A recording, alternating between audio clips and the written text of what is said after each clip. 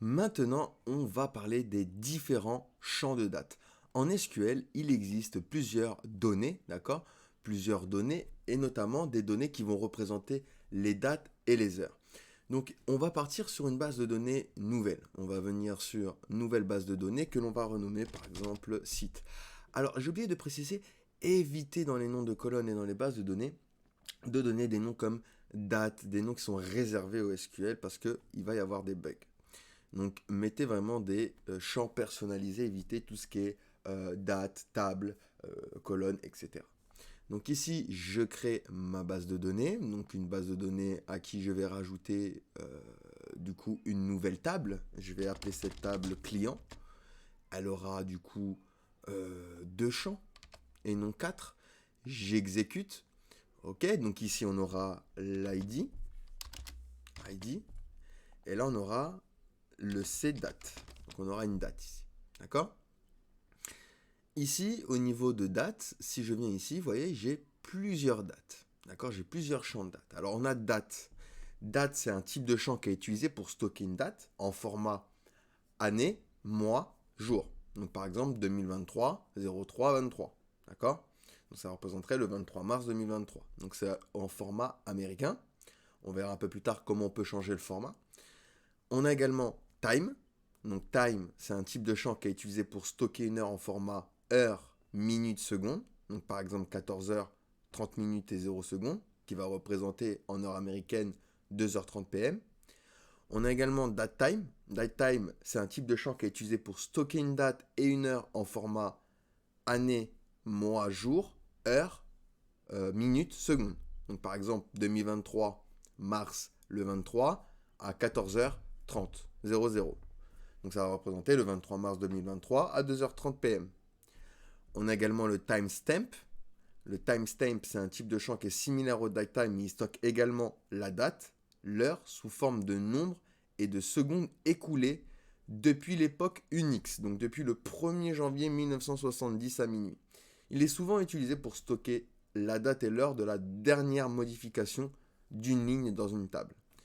Et on a également year. Year est utilisé pour stocker une année sous forme d'entier sur 2 ou 4 chiffres. Le type year ne stocke que l'année, il ne prend pas en compte les mois et les jours, il est souvent utilisé pour stocker des informations sur l'année de naissance ou de décès d'une personne, pour stocker des données relatives à une année dans une application. Donc il est important de noter que la manière dont les dates sont stockées est affichée et il peut varier selon le système de gestion de votre base de données et selon les paramètres régionaux également.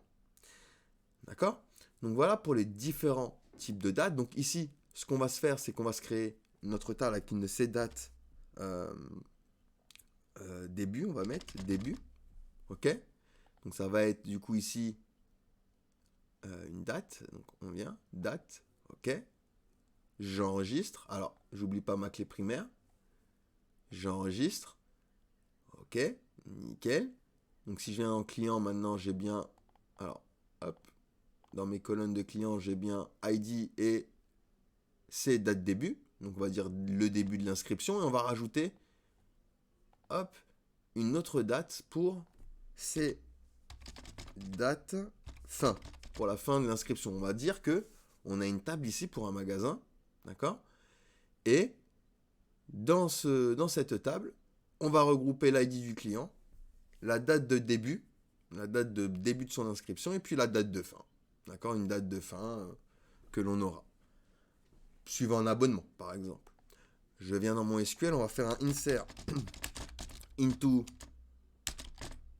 client.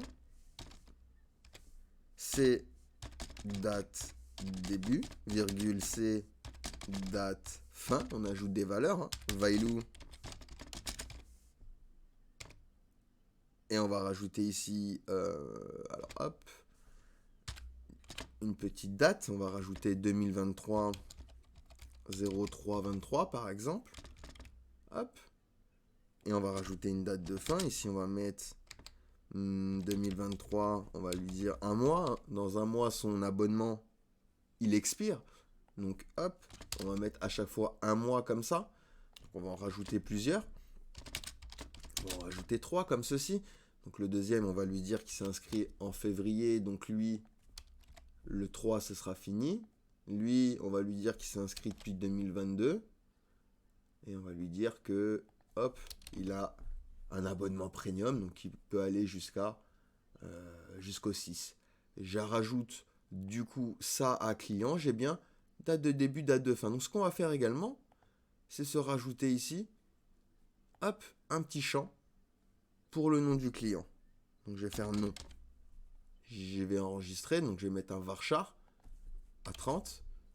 J'enregistre. Donc, du coup, dans client, j'ai bien mon nom.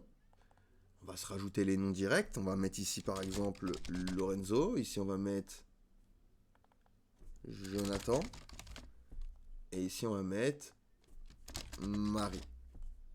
Ok. On a notre petite table de quoi travailler, de quoi manipuler les dates. Du coup, on a le nom de notre client, le date de début de son abonnement et puis la date de fin. Donc, on va pouvoir voir les fonctions qui sont liées aux dates. Allez, à tout de suite.